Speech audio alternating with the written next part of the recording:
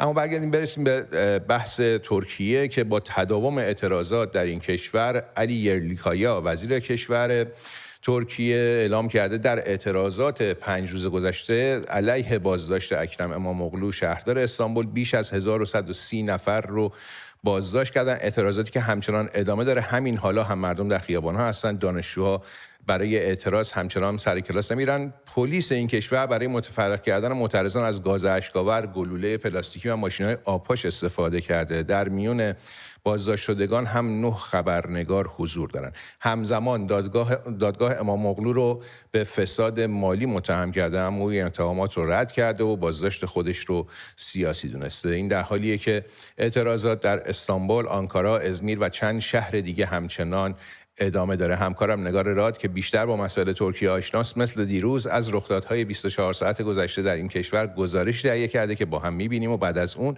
با حجت کلاشی، تحلیلگر سیاسی، در این خصوص گفتگو می‌کنم. دیروز بعد از دستگیری و تعلیق اکرم اماموغلو از سمت شهرداری استانبول، حزب جمهوری خواه به طور رسمی اعلام کرد که نامزد ریاست جمهوری این حزب اماموغلوه. با اینکه مدت زیادی بود که از اماموغلو به عنوان جدی‌ترین رقیب اردوغان در انتخابات 2028 نام برده میشد، اما نحوه انتخابش برای این نامزدی هم خیلی قابل توجهه.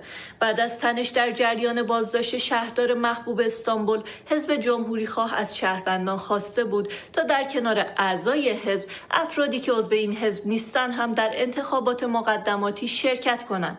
این درخواست نزدیک به 15 میلیون نفر رو دیروز به پای صندوق کشید. این رقم بسیار قابل توجهه، چرا که حدود 1.5 میلیون از اینا رو متعلق به اعضای حزب و بقیه‌اش مردم عادیه و این در واقع استقبال شهروندان از اماموغلو رو نشون میده.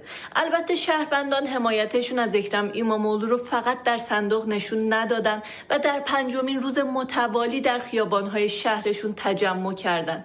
این بار خشونت پلیس بیشتر از شب‌های گذشته بود و درگیری‌های زیادی به چشم می‌خورد. در کنار استفاده از گاز اشک‌آور و ساچمه، پلیس با ضرب و شتم خیلی‌ها رو زخمی کرده و حتی خبرنگاران که اونجا اومده بودن خبر تهیه کنن رو هدف قرار داده بود. با این حال شهروندان عقب نشینی نکردن و تا دیر وقت حضورشون در خیابان‌ها رو حفظ کردن. صبح امروز هم بار دیگه دانشجویان در دانشگاه‌هاشون اعتراضشون رو سعی کردن به اشکال مختلف نشون بدن.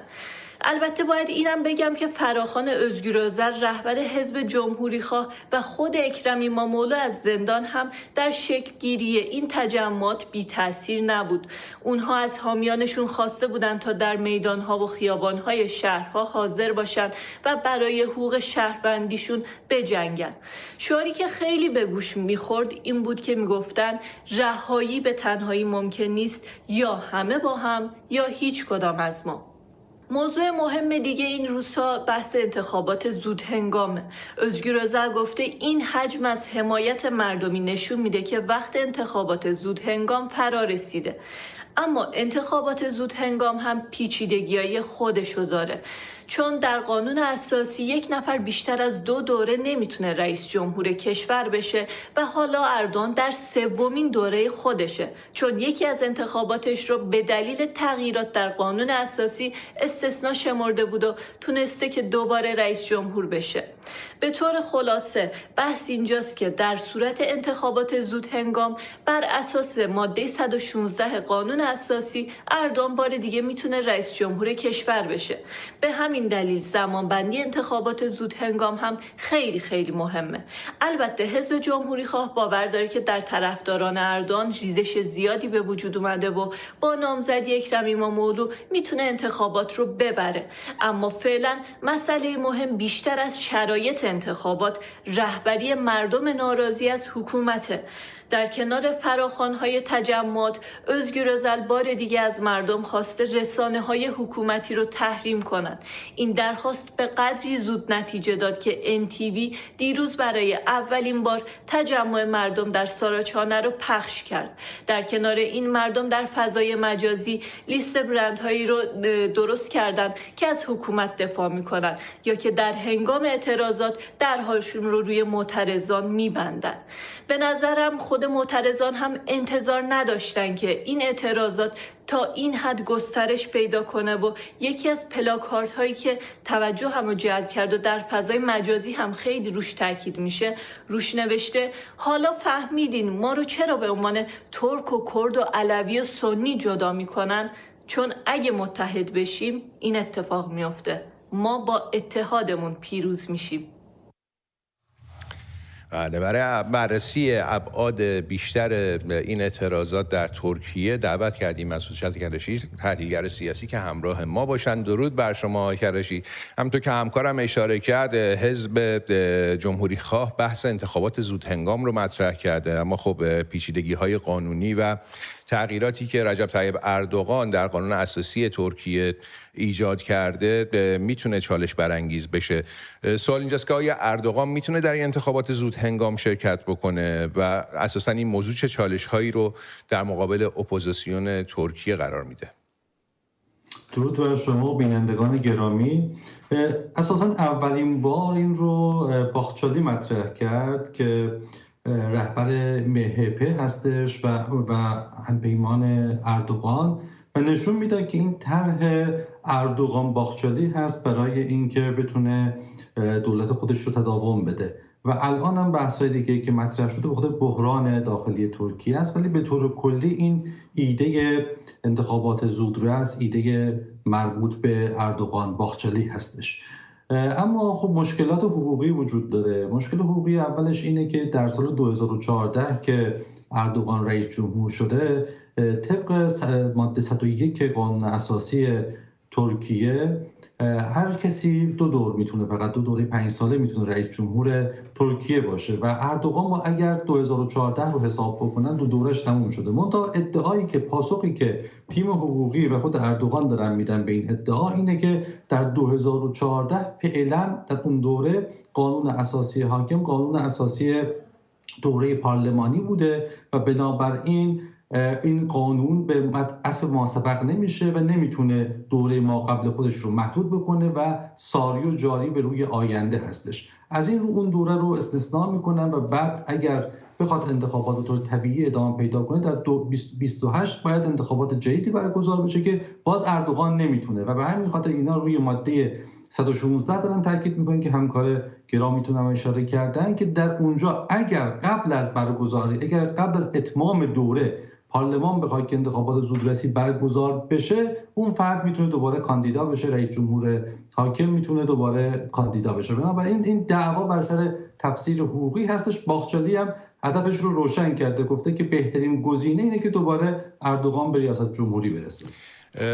آقای کرجی، حالا از بحث این نامزد شدن اردوغان رو بخوایم بگذاریم، با توجه به شعاری که مردم در اعتراضات میدادن، یا همه با هم یا هیچ کدوم از ما، یا میشه گفت که الان ترکیه به وارد یه مرحله جدیدی از همگرایی اجتماعی و سیاسی شده و اینکه این اتحاد چه تأثیری میتونه داشته باشه در آینده سیاسی این کشور؟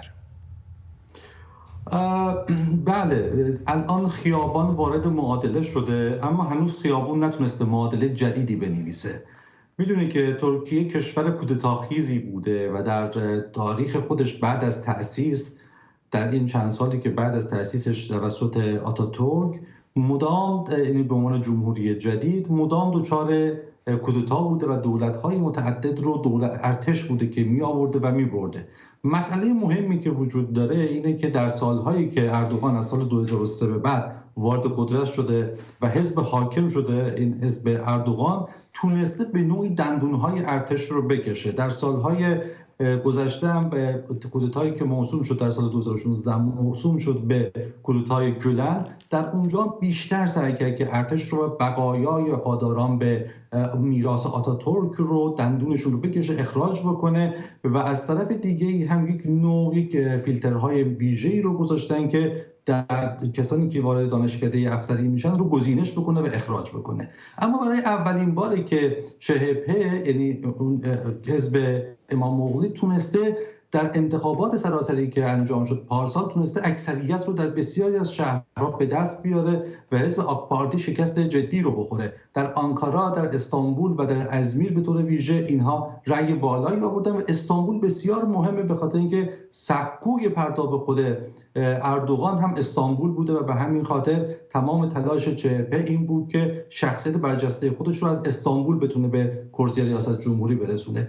به همین خاطر الان یک اتفاق جدیدی افتاده و اون اینه که تونسته در عین اینکه رأی بالایی رو آورده در انتخابات سراسری گذشته، انتخابات محلی گذشته و از طرف دیگه این وضعیت به نفع اردوغان نیست. یعنی بعد از دوره کرونا، بعد از اون زلزله معروف، بعد از درگیری‌های منطقه‌ای که داشته و اردوغان در همه اینها مشارکت کرده و پناهنده‌های بسیار زیادی که از سوریه وارد ترکیه شدن و افت شدید قیمت لیر در ترکیه باعث شده که از اون پایگاه اجتماعی اردوغان کاسته بشه. اما همچنان اردوغان در کرانه‌های دریای سیاه و همینطور آناتولی مرکزی هنوز پایگاه رأی جدی داره در بین راست و مذهبی ها و به همین خاطر ما باید ببینیم آیا میتونه اولا شکاف جدی ما بین باختچالی و اردوغان به وجود بیارن، چون قبلا با هم دیگه اینها روابط خیلی بدی داشتن، و اینکه چه میزان میتونن به خاطر بد شدن وضعیت اقتصادی میتونن از مردم و از بدنه اردوغان بکاهن. به همین خاطر هنوز من فکر میکنم که آرای اینها بسیار به هم نزدیکه و اگر انتخابات زودرسی هم برگزار بشه تضمین شده نیست پیروزی حریف و به همین خاطر اردوغان سعی کرد با زندانی کردن اکرم بیشتر ضربه بزنه به حریف خودش و احتمال پیروزی اونها رو بسیار کاهش بده. خیلی سپاسگزارم از حضور شما در میز خبر جناب آقای حجت کرشی، تحلیلگر سیاسی که همراه ما بودید.